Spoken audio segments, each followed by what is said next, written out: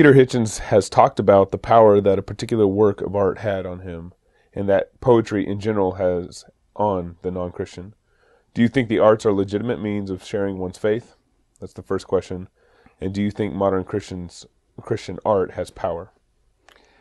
The first question, yes, I believe that art, whether it's literary literature or poetry or painting or sculpture, I believe that art is a legitimate way of representing the faith, representing the gospel, and I believe it can have a very powerful impact on people, so long as it is not substituted for proclamation of the gospel.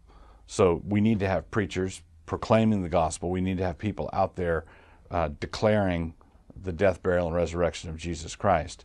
But that's not the only thing we can do. There are many other things we can do. And so the architecture, sculpture, painting, literature can be very powerful, but mostly powerful in, I would say powerful in pre-evangelism or the beginning stages of evangelism, bringing the force of the law, conviction of sin, or seductively attracting non-believers to this place where truth, goodness, and beauty are on display. Those things can sort of soften someone up or prepare them, but you still need people preaching the gospel, the death, burial, and resurrection of Christ. So I think art and artworks and literature have a very important role to play, but as preparation for gospel proclamation, not as a substitute for it. Probably the best example would be the fiction of C.S. Lewis. There's literary art that has had a profound impact on many, many thousands of people. And Peter Hitchens' description of the artwork that rattled him is it's a moving description of how of that kind of event, and God certainly uses it. What do I think of? Was the second part of that was contemporary Christian artists? Does it have power? It doesn't. Yes, I think that there are a number of contemporary Christian writers, painters, poets, who are musicians, who are doing good work, and I want to applaud it and encourage it and do what we can to advance it and say this is a good thing. But there are two problems. I don't think that our generation is producing art the way previous generations of Christians did. There's some good stuff. I don't want to be snarky about. I'm not being snarky about all of it, but the two problems with contemporary art is that the first one is that artists who are serious about their art tend to cop an attitude. They tend to get what I call the cape and beret problem. They become artistes and they're this isolated, huddled, lonely group. And what they're doing is, I think, just falling for the Lord Byron problem. The Lord Byron problem. There's nothing wrong with artists being straightforward, normal people. In the medieval era, when you had these incredible artisans and craftsmen carving their little niche on the cathedral, they weren't trying to get famous. They weren't. Nobody knows their name, and yet tourists are still coming to look at their work. And so those guys were like the butcher, the baker, and the candlestick maker. Mm-hmm. Artists are like plumbers.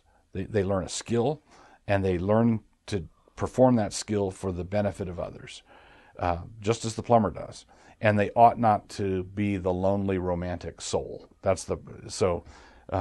And I believe that too many artists they dress like, they talk like, they've fallen into that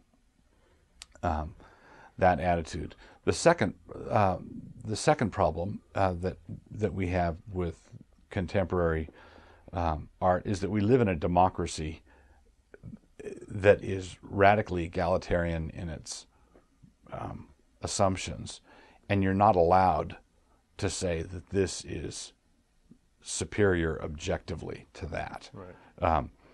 Everything is. You can say that this is superior to that if superiority is defined as being cool, everybody understands this is a hot band. This is a really cool artist. Everybody's chasing after this guy. As long as it's cool, people don't mind ranking everybody, but they don't want to do it on any other basis. They don't want to bring aesthetics into it. They don't want to bring sort of objective criteria to bear. Right. And so I think that Christian artists need to labor to be not labor to be uncool, but labor to be to not care about that kind of thing, and labor for the reestablishment of aesthetics as a discipline that we all must learn together. Mm-hmm.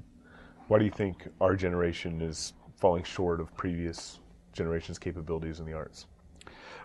I believe that we're falling short because we don't have the infrastructure. We don't have the shared inheritance out of which great art grows. One time J.R.R. Tolkien spoke about his creations growing up out of the leaf mold of his mind. Well, in order to have that kind of growth, you've got to have that kind of leaf mold. And we've had a number of generations of artistic schlock and kitsch and pop culture and the cool problem. And you've got people with talent trying to summon up some great production out of thin reserves. So when I'm talking to, as we're talking to young people here at New St. Andrews, for example, and someone's 18 years old and they want to be a filmmaker. Okay, I'm 18 years old. I want to change the world. I want to make movies. Well, how hard is it to want to make movies, right? And how hard is it to get a summer job and buy a camera? High quality cameras are getting cheaper and cheaper, so you could get a summer job and buy a camera. You could do that, but you don't have an education. You don't know what a story is yet. Right. You need to spend some time reading Herodotus and reading Thucydides and reading the City of God and reading. You need to get an education so that you have something to say. Everybody wants to get to the microphone, get to the microphone metaphorically speaking, because it's my turn, because this is a democracy and everybody gets a turn. If you've got vague yearnings inside you that you want to express, you want to have an option. You want to have the opportunity to express it right off the bat. Well, nobody believes in paying their dues. Give me someone who says, who comes to NSA and says, I want to write stories. I don't know how. I know that I'm going to have to write stories for 10 years before any publisher is going to look at me. And I need an education first. Teach me. All right. That's kind of rare. Let's put it that way. That's kind of rare. We have a convenience store mentality. We have the average item in a convenience store is consumed within 60 seconds of its purchase. And we want our art reformations the same way we want our ding-dongs.